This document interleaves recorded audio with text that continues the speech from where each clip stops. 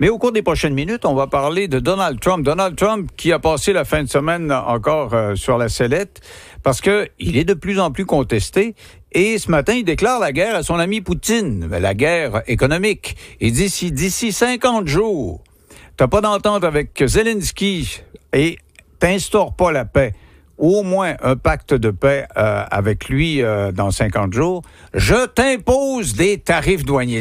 C'est maintenant son arme favorite. Hein? Les tarifs douaniers, c'est sa mitraillette personnelle. Avec moi, Frédéric Bérard. Salut, Frédéric. Salut, mon ami. Alors, qu'est-ce qu'il dit exactement, M. Trump? Ah ben, comme d'habitude, hein? Une chose et son contraire. Alors, commence par la chose et le contraire. Écoute bien ça. Attends une minute. Ça, là, c'est un petit bijou. Il y a 3 jours, OK? CNN a obtenu un enregistrement apparemment privé, là, confidentiel, si tu veux, d'une discussion entre Trump et Poutine, OK? Ou là, je sais pas si c'est l'enregistrement lui-même ou le transcript, mais peu importe. Et dans cet enregistrement-là, t'entends Trump dire à Poutine, là, si ça arrête pas, je vais te bombarder. Et là, Poutine, au début, part à rire. Qu'est-ce qu'il dit là, lui? Il dit, je te le dis, je vais te bombarder. Et là, finalement, écoute, c'est stratosphérique. Il pose la question à Trump, et là, est-ce qu'il vous a cru ou il vous a pas cru parce qu'il a pas eu l'air de vous croire plus qu'il faut? Et Trump, il dit, oui, il m'a cru à au moins 10%. Qui est capable de dire des niaiseries comme ça et que ça passe comme une lettre à la poste? OK, mais mettons que c'est 10%, il reste quand même un 90% où il croit pas.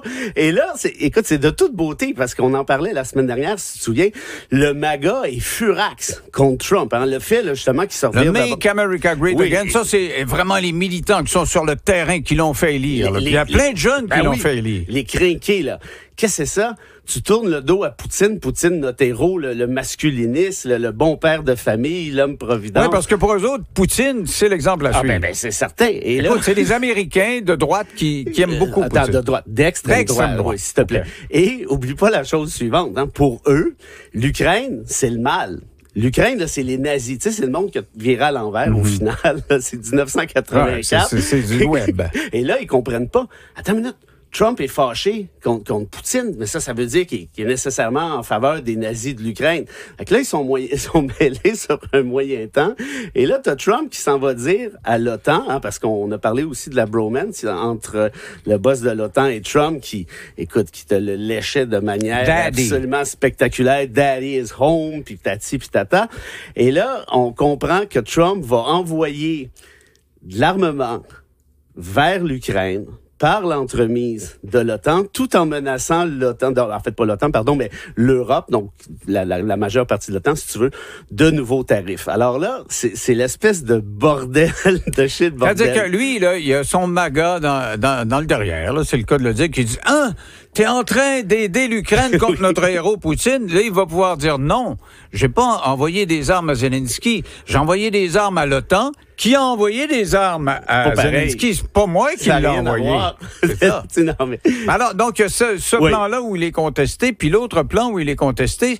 Et si vous avez suivi l'actualité via les médias traditionnels, c'est assez secondaire, parce qu'une fois que Epstein s'est suicidé, ce pédophile là, qui engageait des jeunes filles mineures puis qui organisait des parties avec des gens riches.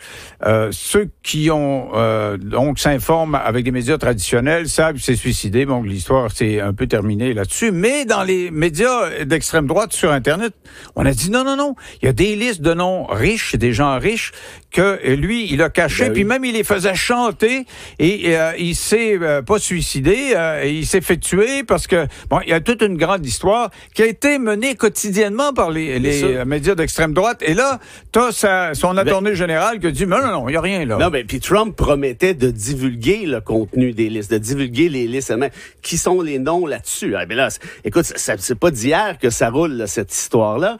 Et n'oublions pas que la complice de Epstein, Maxwell, est en prison. Actuellement. C'est quand même assez ironique, hein. C'est la seule femme de toute cette gang de vieux cochons-là, disons-le comme faut. C'est la seule femme du groupe, ou à peu près, puis c'est la seule qui se ramasse en dedans. Hein, quand même, il faut le faire. Et là, qu'est-ce que Trump répond à ça? Maxwell est en prison. Elle est pas en prison pour le fun. Il s'est bien passé quelque chose. Ah non, moi, j'ai confiance à Bundy. Bundy, il dit que le dossier est clos, Et là, ça fait doublement fâché MAGA. T'as raison, peut-être même davantage encore que la Russie, parce que le nombre de photos de Trump avec Epstein, avec avec Maxwell, avec cette gang-là, puis on a des enregistrements aussi. Là, très clairement, le MAGA se sent floué. Et entre toi et moi, la boîte à bois, quand le MAGA se sent floué par Trump, quand le MAGA ne croit plus Trump, là, c'est assez grossier côté bullshit, on va se le dire. Ouais, et en fin de semaine, George Conway, c'est le mari de Kellyanne Conway, qui était l'ancienne porte-parole. Imagine-toi le couple. La porte-parole de Trump est encore avec son mari qui est anti-Trump au max. Et ils donnent chacun, ils sont ensemble, là.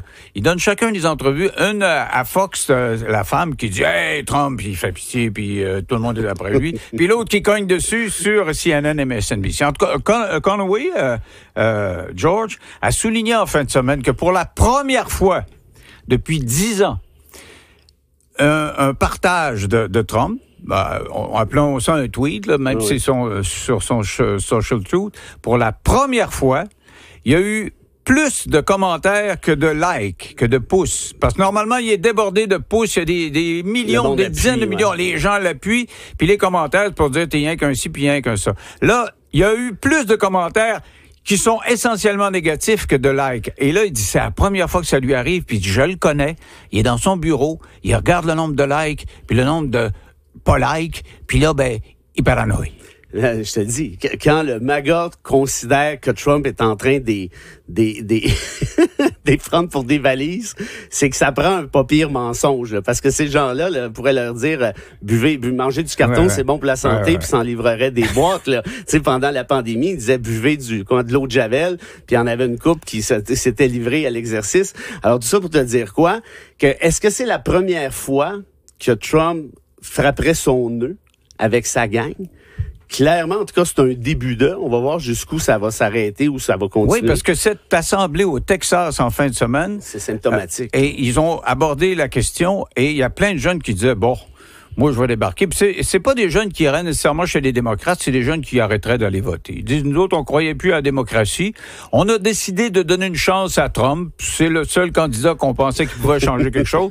Donc, si lui marche pas, on votera plus. Donc, si ces gens-là votent pas pour lui, il peut... lui, il se représentera pas, mais...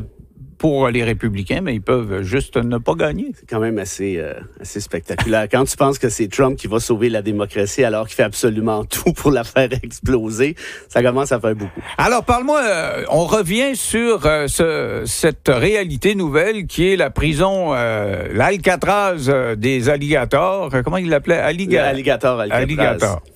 Tu as des considérations dont tu veux nous faire part. Pour ceux qui ne le savent pas, c'est qu'il y a en Floride, c'est à la lisière des Everglades, c'est pas dans les Everglades comme tel, mais à la lisière, une ancienne piste d'aviation qui a été aménagée en centre de détention pour les immigrants qui sont arrêtés par le ICE. On les met là en attendant de les déporter, puis ils peuvent pas se sauver parce que ils sont pleins de crocodiles autour. Il y a des pitons aussi. Hein. Tu sais, moi, je vais te dire, Denis, je trouve ça épouvantable. Puis je vais te dire pourquoi on trouve ça épouvantable. Que je trouve ça épouvantable, c'est qu'on a perdu notre humanité. Pense-y 2 minutes, là. Aurais-tu imaginé une affaire comme ça il y a 10-12 ans à peine? Trump, quand il a annoncé l'ouverture d'Alligator Alcatraz, il était tout content de dire « ça a été construit seulement en 8 jours. Puis regardez, là, si vous essayez de vous sauver, vous ne serez jamais capable. Je vais vous donner un truc, par contre. Vous pouvez sauver en zigzagant.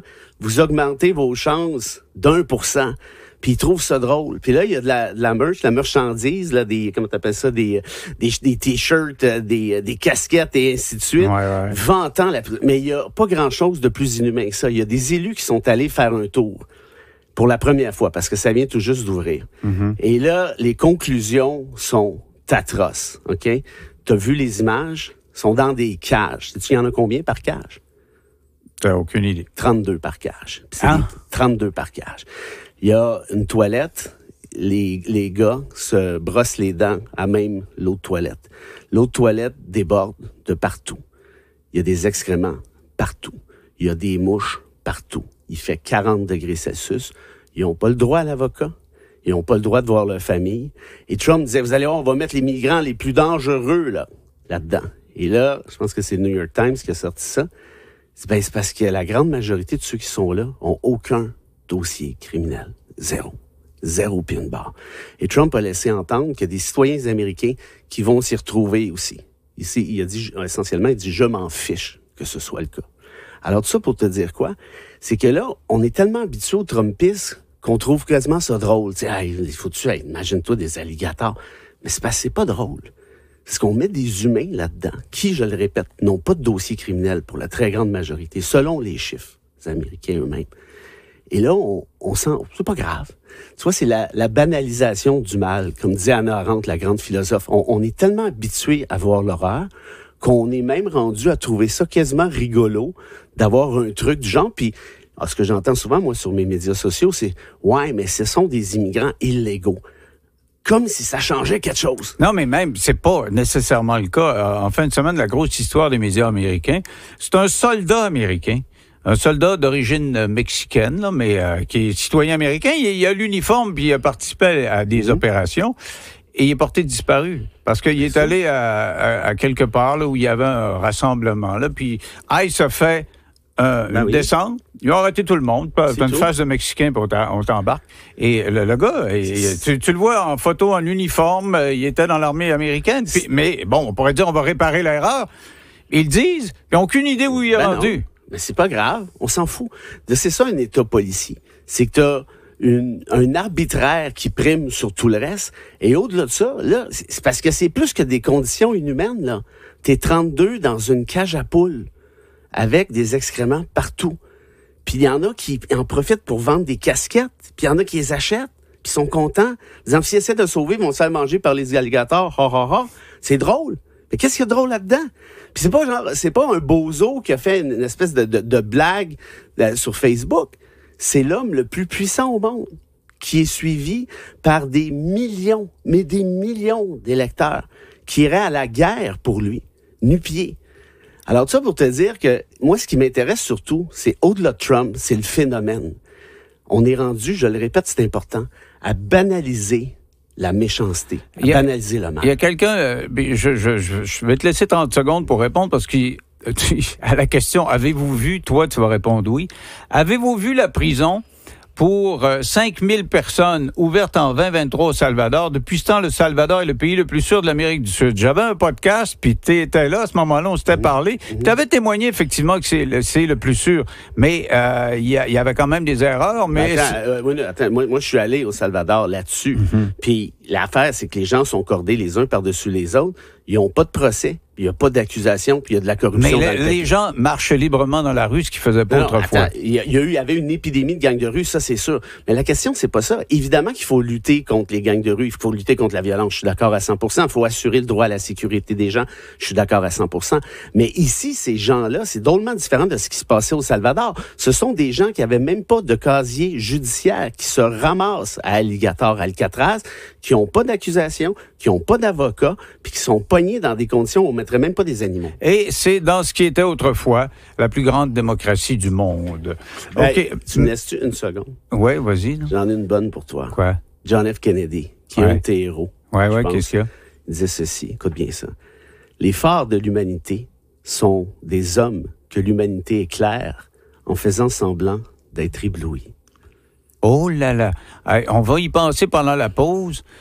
Et si on pleure au retour, vous comprendrez pourquoi. Merci, Frédéric.